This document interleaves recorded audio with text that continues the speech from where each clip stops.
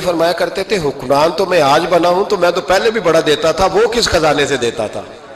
آپ جواب دیا کرتے۔ دیکھیں ذرا، لاکھوں لوگ حج کرنے آتے تھے، پر حضرت عثمان غنی حج کرنے جاتے تو اعلان کر دیتے کہ کوئی حاجی حج کے موقع پر آ کے کھانا نہ پکائے، سب کو کھانا عثمان غنی اپنی جیب سے دیا کریں گے۔ مینا میں لنگر کھانا ہوتا تھا حضرت عثمان غنی کا، مینا میں فرماتے تھے کھاؤ حاجیوں جتنا کھا سکتے ہو۔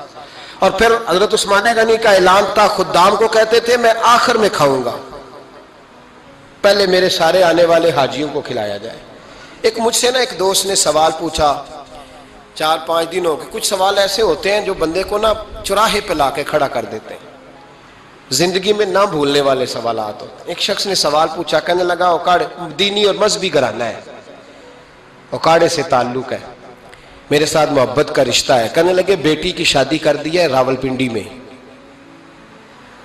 آپ کی بھی بیٹیاں ہیں، میری بھی بیٹی ہے، بیٹی کی شادی کر دی ہے راول پنڈی میں، اب بچی چند دن رہنے آئی ہے، پوچھنا یہ ہے کہ نماز پوری پڑے گی کہ قصر پڑے گی؟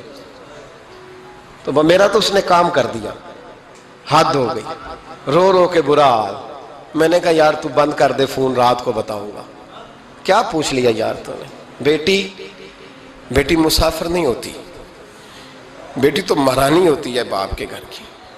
وہ بیٹی مطلب کیسے بتاؤں کہ دل کرتا ہے کہ بیٹی وہ صرف ہنسے، وہ روئے کبھی نہ، یہ دعا ہوتی ہے۔ تو نے اتنا بڑا سوال کیوں کیا؟ بہرحال علماء کو کچھ چیزوں کے جواب دینے پڑتے ہیں۔ میں نے کہا میں رات کو بتاؤں گا۔ رات کو پھر فون آیا کہ آپ تو بڑی جلدی جواب دینے کے عادی ہیں، تو دیر کیوں کر دی؟ تو میں نے کہا یار جواب تو میرے پاس تھا لیکن ہمت نہیں تھی ابھی۔ تو میں نے کہا کہ اگر تو بیٹی آئی ہے والد کے گھر میں اور ابا جی کا پروگرام ہے اسے جائیداد میں سے حصہ دینے کا، تو پھر تو بیٹی نماز پوری پڑے گی، لیکن اگر ابا جی نے علیحدہ کر کے انگوٹھا لگوانا ہے تو پھر بیٹی مسافر ہے۔ اگر ابا جی نے اس کو علیحدہ کر کے انگوٹھا لگوانا ہے نا کہ دے دے بھائیوں کو، خیر ہے تیری شادی پہ خرچہ کر دیا ہے، اگر ابا جی کے دل میں نے کہا یہ ابے سے فتویٰ پوچھ لو، اگر ابا جی کے دل میں چور ہے نا کہ بیٹی کو دینا کچھ نہیں، تو پھر بیٹی نے نماز قصر پڑھنی ہے، اس لیے کہ پھر وہ وہاں حصے دار۔ اس کی دلیل حضرت عثمان غنی رضی اللہ تعالیٰ عنہ حج کے لیے تشریف لے گئے تو لوگوں نے حضرت عثمان غنی سے کہا کہ نبی پاک بھی قصر نماز پڑھتے تھے، حضرت عمر بھی حج کے موقع پر قصر پڑھتے، حضرت ابوبکر بھی، آپ کیوں پوری پڑھتے؟ فرمایا ان کا مکے میں گھر کوئی نہیں تھا، میرے تو پورے کے پورے باغ ہیں، تو میں یہاں مسافر نہیں ہوں، میں یہاں مقیم ہوں، تو اگر تو بیٹی کا حصہ بھی ہے ابا جی کے گھر میں تو پھر وہ نماز پوری پڑے گی۔ لیکن اگر ابا جی نے اللہ تعالیٰ خیر فرمائے بیٹوں کے حق میں فیصلہ سنا دیا ہے اور انہوں نے بیٹی سے کہہ دیا ہے کہ چھوڑ، جو بیٹیاں حصہ لیتی ہیں ان کے بھائی نہیں ملتے تو نہ ملے بھائی، کوئی حرج نہیں، ضروری ہے ظالم بھائیوں سے رابطہ رکھنا جو کھا جائے بہنوں کا حصہ۔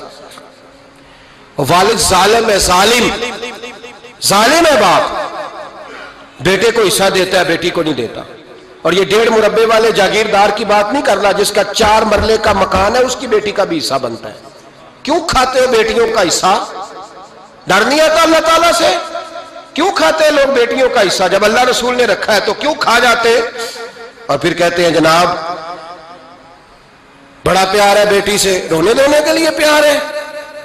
تو یاد رکھیں حضرت عثمان غنی رضی اللہ تعالیٰ عنہ کا لنگر چلتا تھا۔ تو میرے بھائی ایک اور بہت بڑی خوبی حضرت عثمان غنی کی تیسری وہ یہ تھی کہ آپ میں اللہ نے بہت زیادہ حیا رکھی تھی۔